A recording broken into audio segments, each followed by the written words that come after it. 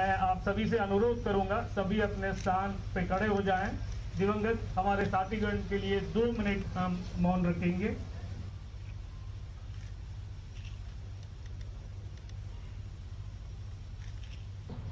छत्तीसगढ़ शासन के मुख्यमंत्री श्रीमान बघेल जी,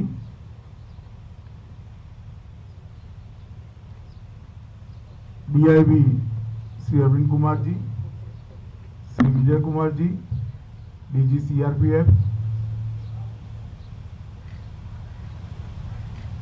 डीजी अवस्थी जी, और आज मुझे भी गर्व हो रहा है जिन्होंने इतनी बहादुरी के साथ ये ऑपरेशन के अंदर घंटों तक लड़ाई लड़कर जिनके साथ लड़ाई थी इनके दांत खट्टे किए, ऐसे सीआरपीएफ और कोबरा फोर्स के सभी जवान भाइयों। सबसे पहले तो ये ऑपरेशन के अंदर हमारे कुछ साथी शहीद हुए हैं। छत्तीसगढ़ पुलिस के, सीआरपीएफ के, कोबरा फोर्स के, वो सभी को मैं देश के प्रधानमंत्री जी की ओर से, मेरी ओर से और समग्र देश की जनता की ओर से बहुत भावपूर्वक श्रद्धांजलि देता हूं। उन्होंने अपने जीवन का सर्वस्व इस देश के लिए, इस देश के विकास के लिए, इस देश की शांति के लिए त्यागा है, बलिदान दिया है। उनके सर्वोच्च बलिदान को ये देश कभी भुला नहीं सकता। जो लोग गए हैं, इनके परिवारों के प्रति भी पूरे देश की सहानुभूति है। पूरा देश चट्टान की तरह इनके साथ खड़ा है। मैं आप लोगों को आज इतना ही कह सकता हूं कि आपके कुछ साथी आपने जरूर गंवाए हैं, मगर आप भारत सरकार पर, छत्तीसगढ़ सरकार पर भरोसा रखना। आपके साथियों का बलिदान व्यर्थ नहीं जाएगा। जिस उद्देश्य के लिए इन्होंने बलिदान दिया है वो उद्देश्य निश्चित रूप से पूरा होगा और विजय हमारी होगी। आज सुबह मैं जब इन सब के मृतदेहों को उनके घर पर भेजा जा रहा था, तब उनको सलामी देकर आया हूं, श्रद्धांजलि देकर आया हूं। जब ये दृश्य टीवी पर जाते थे, पूरे देश के परिवारों के घर के अंदर सभी लोगों के आंखों में नमी थी। एक सम्मान का भाव था, एक फक्र का भाव था कि देश का जवान अपने घर से किलोमीटरों दूर देश के लिए, देश की मिट्टी के लिए, देश की शांति और देश के विकास के लिए अपनी जान का बलिदान दिया है। एक और तो गौरव हो रहा था, दूसरी ओर मन में बड़ा शोक और दुख भी था कि इतनी युवावस्था में ये जवान हमारे बीच में नहीं। आज मैं उसी टीम के साथ बैठा हूं जो टीम ये लड़ाई लड़कर आई। आपने मुझे बताया, मेरी ब्रीफिंग भी हुई वहां पर, घंटों तक इतनी विषम परिस्थिति में आपने बहादुरी के साथ ये लड़ाई को लड़ा है। पूरा देश आप पर गर्व कर रहा है।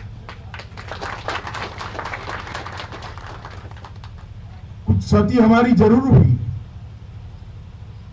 मगर जिनके खिलाफ हमारा ऑपरेशन था, जिनके खिलाफ लड़ाई थी, उनकी भी क्षति हुई। और हमें ये नहीं भूलना चाहिए कि कुछ साल पहले वहां पहुंचना भी दिक्कत थी। उनके घर में जाकर, उनके घर तक पहुंचकर हमने लड़ाई लड़ी है और हम बहादुरी के साथ लड़े। आप सबकी बहादुरी के कारण ही 4 साढ़े 4 घंटे तक मुठभेड़ चली, उनका भी भारी नुकसान हुआ, हमारा भी नुकसान हुआ। परंतु ये लड़ाई है, ये लड़ाई को हमने अंजाम तक पहुंचाना है। विगत कई सालों से हम देख रहे हैं, धीरे धीरे धीरे हम अपनी पोस्टों को आगे बढ़ाते जा रहे हैं। मैं 2019 से गृह मंत्री हूं, मैं देख रहा हूं 2 साल के हम अंदर काफी अंदर गए हैं, लॉजिस्टिक को भी बढ़ाया है और रोड को भी अंदर तक पहुंचाने का हमने प्रयास किया है।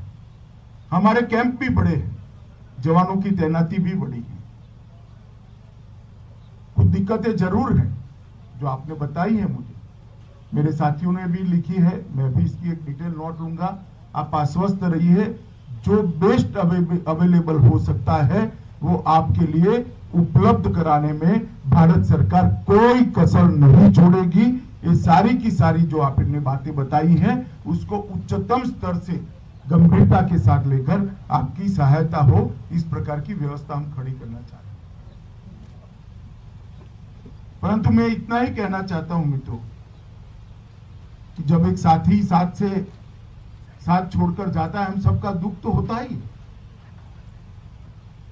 परंतु ये पूरे क्षेत्र के हजारों गरीब जो आज नक्सल समस्या के कारण लाखों करोड़ों लोग विकास से महरूम है, यहां ना उद्योग आ सकता है, ना रोजगार आ सकता है, ना अच्छी स्कूलें बन सकती है, ना अस्पताल बन सकते हैं, ना कॉलेज बन सकते हैं।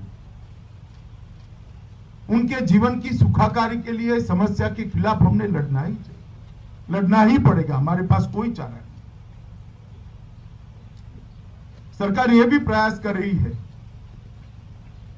कि सब लोग हथियार डालकर आए। मैं तो आज भी कहता हूं कि हथियार डालकर आना है, उनका स्वागत, मगर हाथ में हथियार है तो हमारे पास भी कोई रास्ता नहीं बचता। आपके जज्बे के कारण, आपकी वीरता के कारण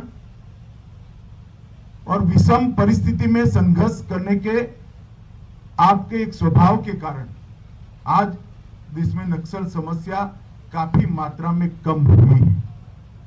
बहुत सारे क्षेत्रों को हमने इस समस्या से बाहर निकाल दिया है और ये क्षेत्र जहां मैं खड़ा हूं वो आज समस्या का एपिक सेंटर बना हुआ है और ये क्षेत्र में आपकी तैनाती है तो आपकी एक विशेष जिम्मेदारी है कि लड़ाई अपने अंतिम चरण में पहुंची है, उस वक्त जरा भी हिम्मत गवाए बगैर जिस वीरता के साथ आपने परसों लड़ाई लड़ी है, इसी भाव को, इसी वीरता को कंटिन्यू करते हुए जब तक विजय नहीं होता हमने लड़ना पड़ेगा, लड़ना चाहिए और विजय की प्राप्ति करनी चाहिए। अन्य राज्यों से कोऑर्डिनेशन, स्टेट गवर्नमेंट का कोऑर्डिनेशन अच्छा ही है, ये सारी चर्चा भी हुई है, कार्य योजना भी बनी, मगर लड़ाई होती है तो क्षति भी होती है और जब साथी जाता है दुख भी होता है। ये दुख जितना आपको है उतना ही हमें भी है, परंतु लड़ाई को हम रोक नहीं सकते। लड़ाई को इसी जज्बे के साथ आपको आगे बढ़ाना है और इसीलिए आज मैं यहां आपके बीच में आया हूं। जब से मैं सुना, मैं आसाम था, मेरे सारे कार्यक्रम रद्द कर मैं कल शाम को दिल्ली पहुंचा, दिल्ली जाके रिव्यू किया और आज बड़े सवेरे से यही क्षेत्र में हूं जहां ये समस्या है। मैं आज यहां पर देश के प्रधानमंत्री जी का भी संदेश लेकर आपके लिए आया हूं। ये लड़ाई में हमारे पास विजय के अलावे कोई विकल्प नहीं है, क्योंकि ये लड़ाई हमारी व्यक्तिगत लड़ाई नहीं है, देश को शांत और विकसित करने की, देश को समृद्ध करने की लड़ाई है। इसमें हमें विजय प्राप्त करनी है और यहां पर आज आप लोगों को सुना भी, आपके साथ चर्चा भी करी, आपके अफसरों के साथ भी सुबह काफी डिटेल चर्चा हुई है, आपके साथ भोजन भी रखा है। मैं चाहूंगा कि जहां आप भोजन करें वहीं खड़ा रहकर मैं आपके साथ भोजन करूं। भोजन करते करते भी मैं आपके साथ बात करूंगा, मगर इतना भरोसा जरूर रखना कि भारत सरकार संवेदना के साथ आपकी हर तकलीफ को समझती है और आपकी ये लड़ाई के साथ चट्टान की तरह खड़ी है। आपकी हर जरूरियात को पूरा करने की तैयारी भी है और इच्छा भी है। यहां से जाने के बाद जितनी भी कमियां नजर आएगी, इसको भरने के लिए हम तुरंत ही कार्यवाही करेंगे।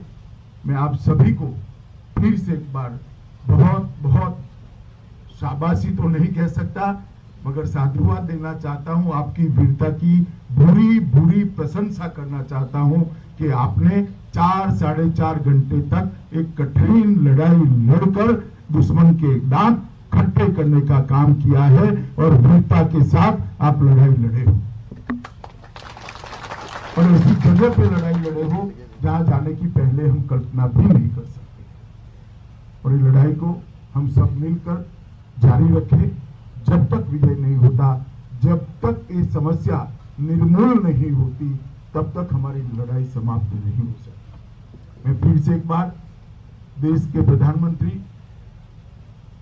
और भारत सरकार की ओर से आपने जो वीरता दिखाई है, इसलिए मैं बहुत बहुत मन के साथ आप सभी की प्रशंसा भी करना चाहता हूं और आप सभी को साधुवाद भी देना चाहता हूं कि वीरता का जो जज्बा है अनेक सालों तक जो सीआरपीएफ और कोबरा ज्वाइन करेंगे उनके लिए प्रेरणा देता रहेगा।